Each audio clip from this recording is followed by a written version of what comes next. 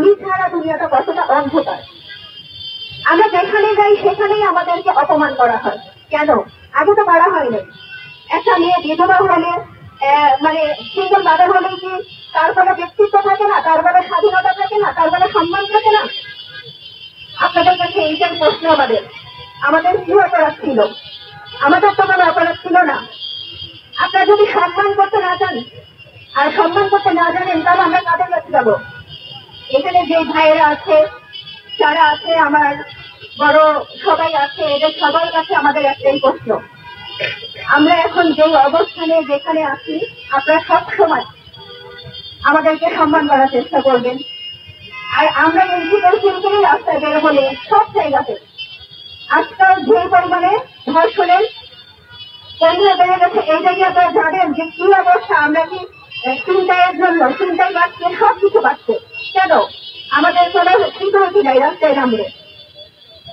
আচ্ছা, আমরাও তো কারো মা বোন, আপনারাও তো কারো মা, কোনো মা ঘরে থেকে জন্ম নিয়েছেন, তাহলে আপনারা কেন আমাদেরকে এতটা অসম্মান করেন?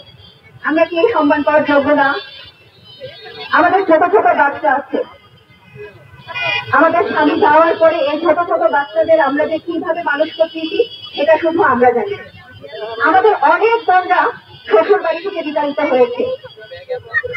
7 মাস হলো না, যেই 7 মাস আগেও আমাদের একটা সুখের সংসার ছিল, শ্বশুর বাড়িতে আমরা আদরে আমরা দেখছিলাম। আজ আমরা প্রতিনিয়ত তাদের কাছে অপমানিত হচ্ছি। ছেলে না যেতে যেতে আমাদের কেন এত অপমান করা হবে? এটা ঠিক না। নারীদের ন্যায্য অধিকারটা, ন্যায্য সম্মানটা সব জায়গায় দেওয়া হোক। আর যেই আন্দোলনের ডাকে সারা দিনে আমাদের হাজবেন্ডরা, আমরা সব সময় চাইব যে এই ভাইয়াদের আপুদের সহযোগ আমাদের সাথে যেন থাকে, তারা যেন সবসময় আমাদের দিকে দৃষ্টিকোণটা রাখে। এইখানে আপনারা আমাদেরকে আজকে সম্মান জানিয়েছে, আমরা এসেছি। তারপরে আমরা আমাদের জায়গা থেকে আমাদের কিছু আজকে কথা বলে যাব। আপনারা প্লিজ আমাদেরকে এইভাবে একা ছেড়ে দিতে পারেন না। আপনারা কিন্তু একটা বারও কেউ আমাদের বাসায় গিয়ে খোঁজ নেন নাই যে আমাদের বাচ্চাগুলো কিভাবে আছে, আমরা কিভাবে আছি, আমরা আদৌ কিভাবে চলতেছি। এই 7 মাস ধরে একটা বার আমাদের কেউ খোঁজ নেয় নাই। ঠিক আছে? তো আপনারা আপনাদের সবার জায়গা থেকে, আপনাদের নিজ নিজ জায়গা থেকে কাজগুলো সুন্দরভাবে করবেন, আমাদের পাশে সহযোগিতার হাত বাড়িয়ে দেবেন।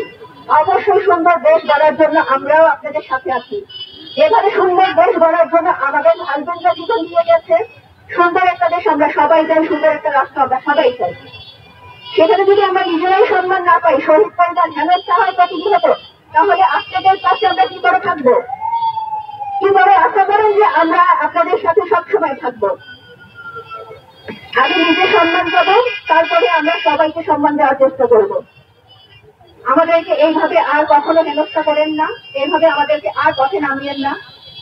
সবাইকে তার ন্যায্য অধিকারটুকু বুঝিয়ে দিয়ে এই নারী দিবসে আজকে প্রত্যেক নারীর প্রতি শ্রদ্ধা জানিয়ে আমি আমার বক্তব্য এখানে শেষ করছি।